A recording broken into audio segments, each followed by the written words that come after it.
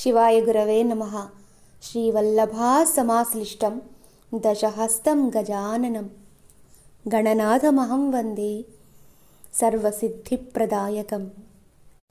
రామాయ రామభద్రాయ రామచంద్రాయ వేధసే రఘునాథాయ నాథాయ సీతాయాః పతయే నమః. మనోజవం మారుతతుల్యవేగం జితేంద్రియం బుద్ధిమతాం వరిష్టం వాతాత్మజం వానరయూథముఖ్యం శ్రీరామదూతం శిరసా నమామి. శ్రీ తులసీదాస్ విరచిత హనుమాన్ చాలీస. అయోధ్యకు చెందిన అవధీ భాషలో తులసీదాస్ 2 ధ్యాన శ్లోకాల వంటి దోహాలతోనూ 40 చౌపాయిలతోనూ కూర్చిన ఈ హనుమాన్ చాలీసా కేవలం స్తోత్రపాఠమా అంటే సిద్ధ మంత్రమే అని అనుకోవాలి. గురుదేవుల ద్వారా వారు అందించిన అనుగ్రహ భాష్యం ద్వారా హనుమాన్ చాలీసా అనే ఒక అనంతమైన భక్తి జ్ఞాన వైరాగ్య అమృత సముద్రంలో మునిగి తేలిన తరువాత హనుమాన్ చాలీసా ఇది అని నిర్వచించడం కూడా కష్టమే. ఈ హనుమాన్ చాలీసా రామభక్తి కోసమా హనుమాన్ భక్తి కోసమా అంటే గురుదేవులు ఏది మాట్లాడినా అద్వైత సిద్ధి కోసమే కదా. ఆ అంతరార్థాల్ని వారు అనుగ్రహించారు. ఇక మనం అవతరించాలి, శిరస మనస ధరించాలి. ముఖ్యంగా భీమవరంలో వరప్రసాదంగా గురుదేవులు అనుగ్రహ భాషణం చేయగా అది కూడా 12 రోజులు 11 రోజులు కేవల ప్రవచనం, 12వ రోజు హనుమాన్ చాలీసా హోమం. అది ఒక హనుమాన్ విశ్వరూప సందర్శనం వంటి అద్భుతమైన ఘట్టం. ఆ ఘట్టంలో అంటే ఆ సమయంలో చెప్పిన ఆ హనుమాన్ చాలీసా యొక్క ప్రవచన ఆధారంగానే చాలా క్లుప్తంగా మనం ఈ అంతరార్థాన్ని గ్రహించే ప్రయత్నం చేస్తూ ఉన్నాం. వీలైనంత సరళంగా, గురు చరణాల కృపాఫలంగా. ముఖ్యంగా ఇక్కడ గ్రహించాల్సిన ఒక అంశం ఏంటి అంటే మనం సాధారణంగా చదువుతూ ఉన్న పారాయణ చేస్తూ ఉన్న హనుమాన్ చాలీసా తెలుగువారమైన మనం ఎలా ఉచ్చారణ కలిగి ఉంటామో మన భాష ప్రకారంగా వ్యావహారికంగా ఆ విధంగానే హనుమాన్ చాలీసాని కూడా మనకు అనుగుణంగా మార్చుకొని చదవడం పారాయణ చేయడం అనేది జరుగుతూ ఉంటుంది సాధారణంగా. కానీ అయోధ్యకు చెందిన అవధీ భాషలో తులసీదాస్ రచించిన ఆ మూలం ఏదైతే ఉందో దానినే ప్రమాణంగా గురుదేవులు మనకు అందించారు. అవి చిన్ని చిన్ని అక్షరాల్ని ఒకదానికి ఒకటిగా పలకడం అనేది మనం గమనిస్తూనే ఉంటాం. అంటే వా అని వచ్చినప్పుడు బా అని రావడం కానీ, యా వచ్చిన చోట జా రావడం కానీ, అలా కొన్ని అవి గురుదేవులు ఎలా ఇచ్చారో అలాగే శిరస మనం దానినే ప్రమాణంగా భావించి అనుసరించాలి. కనుక యథాశక్తికి అదే విధంగా ప్రయత్నం చేద్దాం. జై శ్రీరామ్, జై హనుమాన్. ఇక దోహా, మొట్టమొదటి దోహా. శ్రీ గురు చరణ సరోజ నిజమన్ ముకురు సుధారి. శ్రీ గురు చరణ సరోజ రజ్. గురుచరణాలు తలుచుకోగానే తెలియని ఒక తడబాటు, కలవరపాటు, ఆనందంతో కూడిన తొట్రుపాటు సహజం కదా.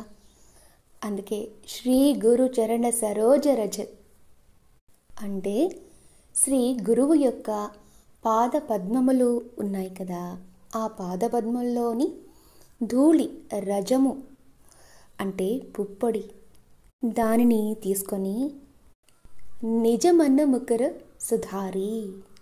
సాధారణంగా మురికి పట్టిన అద్దాన్ని తుడవాలి అంటే ఆ మురికి పోగొట్టుకోవడానికి మరికొంత ధూళిని దాని మీద వేసి, అంటే బరకగా ఉన్న ఒకలాంటి పదార్థాన్ని వేసి దాన్ని శుభ్రం చేస్తే చక్కగా మన ప్రతిబింబం అనేది కనిపిస్తుంది.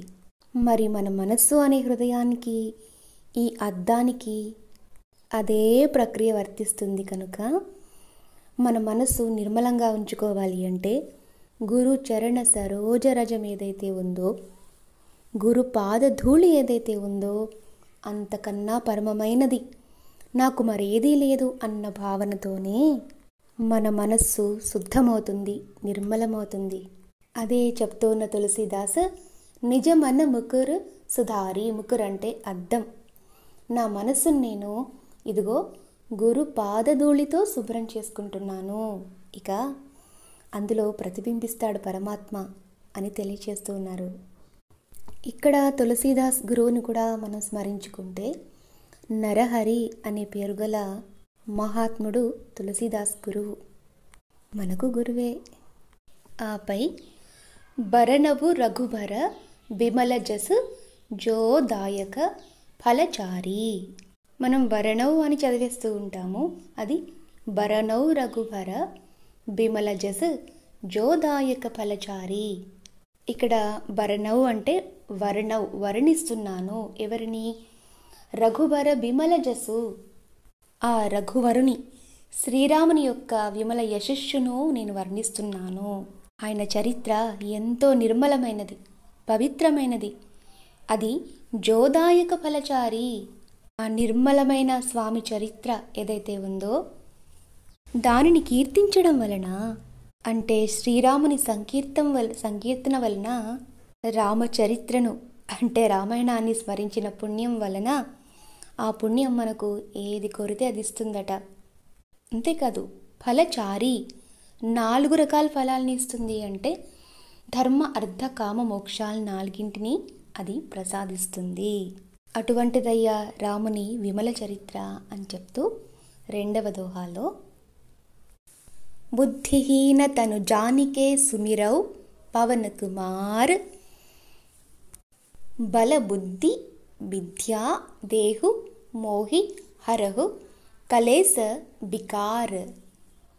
బుద్ధిహీన తను జానికే సుమిరౌ పవన కుమార్. బుద్ధిహీన, బుద్ధి లేకపోవడం వల్ల అంటే అజ్ఞానం వల్ల, తను జానికే ఈ శరీరం కలిగింది, ఈ జన్మ వచ్చి పడింది. జ్ఞానమే ఉంటే జన్మెత్తుతారా ఎవరైనా?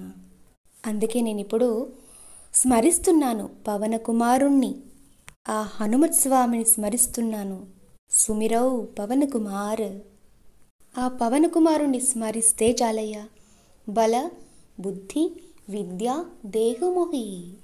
మోహి అంటే ఇక్కడ నాకు అని అర్థం. నేను ఇలా స్మరించానో లేదో ఆయన నాకు అన్నీ ఇస్తాడు. బలాన్ని ఇస్తాడు, బుద్ధిని ఇస్తాడు, విద్య అంటే విద్యను ఇస్తాడు. అంతేనా? హరహు కలేస బికార్.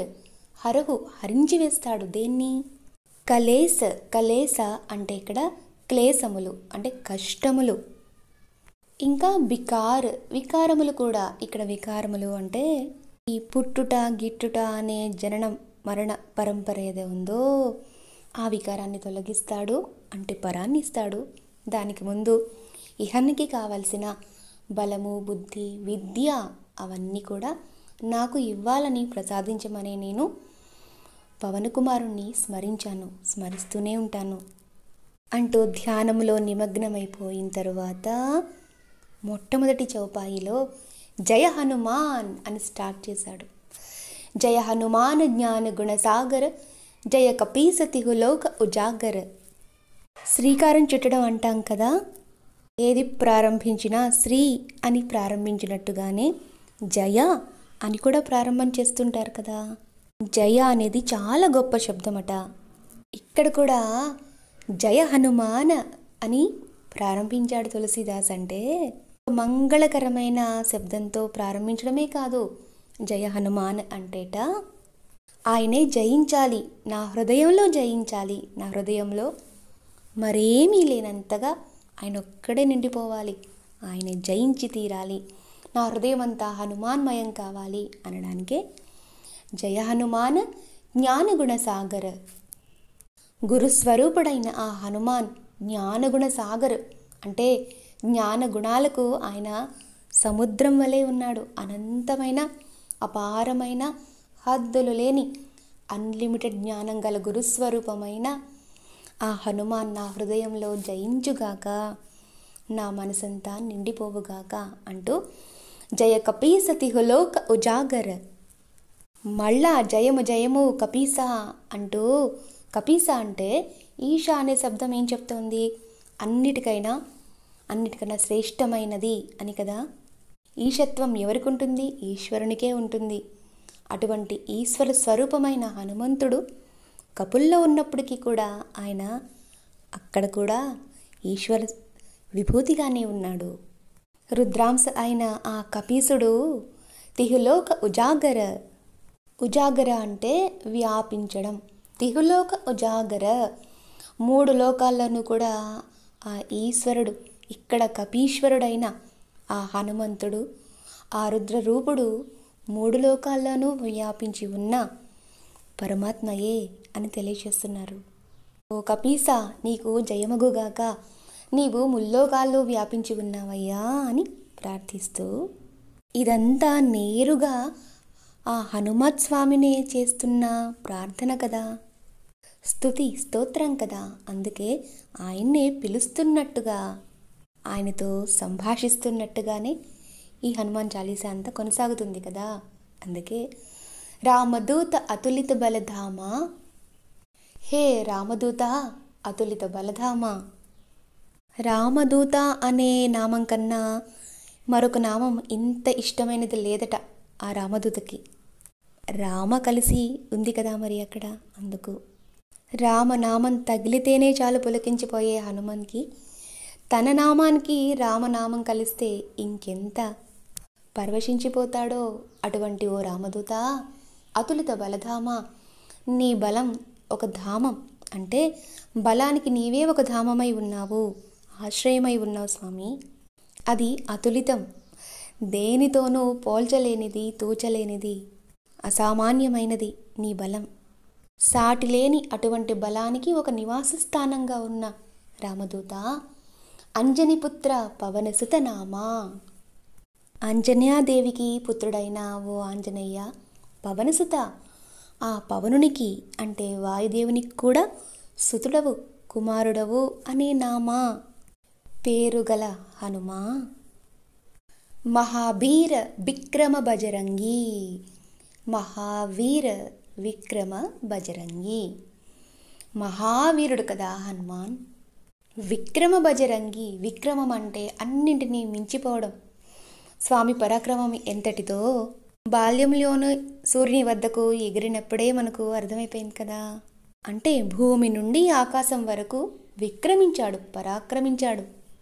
త్రివిక్రముడు ఎలా అయితే అంతటా ఆక్రమించి ముల్లోకాలు ముంచేవేశాడో తన ఒక్క అడుగుతో, హనుమాన్ భూమి ఆకాశాల్ని ఏకం చేశాడు అన్నట్టుగా ఇక్కడి నుండి అక్కడి వరకు విక్రమించాడు కదా మరి. సామాన్యుడా? బజరంగి అంటే వజ్రాంగి అని అర్థం. వజ్రము వంటి శరీరం కలవాడు. అంగము అంటే శరీరం, వజ్రాంగము అంటే వజ్రంతో సమానమైన, అంటే అంత దృఢమైన అంగము, శరీరము కలవాడు. దానితోనే విక్రమించాడు. ఈ వజ్రాంగి అనేదాన్ని బజరంగి, బజరంగ బలి అని కూడా మనం వ్యవహరిస్తూ ఉంటాం కదా. కేవలం పరాక్రమమేనా? ఆయన అనుగ్రహాన్ని కూడా ప్రసాదిస్తాడు కదా. ఎలా అనుగ్రహిస్తాట? కుమతి నివార సుమతికే సంగీ. కుమతి అంటే చెడ్డదైన మనస్వభావం, ఆ స్వభావం కలవారు ఎవరైతే ఉంటారో, ఎవరో ఎందుకు మనమే అనుకుందాం, మనలో ఉన్న కుమతి అనే చెడు స్వభావం ఏవైతే ఉందో దాన్ని ఆయనే నివారించాలి. మన మనసును పవిత్రంగా ఆయనే మలచాలి. కనుక కుమతి నివార సుమతికే సంగీ, నా కుమతిని నివారించి సుమతికే సంగీ, మంచితో నా మనసుకు సంగం కల్పించు, సత్సంగం కల్పించవయ్యా. అంతేకాదు, చెడ్డవారికి ఎప్పుడు స్వామి సహాయం చేయడు. వాళ్ళని అందుకే విడిచిపెట్టాడు, సుగ్రీవుణ్ణి అందుకే విడిచిపెట్టకుండానూ ఉన్నాడు. అదే కుమతి నివార సుమతికే సంగీ అంటే మనం సుమతులమైతే మనల్ని విడిచిపెట్టడనమాట స్వామి. అలా మమ్మల్ని మలచే బాధ్యత కూడా నీదే స్వామి అని ప్రార్థిద్దాం. జై శ్రీరామ్, జై హనుమాన్. సర్వం శ్రీ గురు చరణారవిందార్పణమస్తు.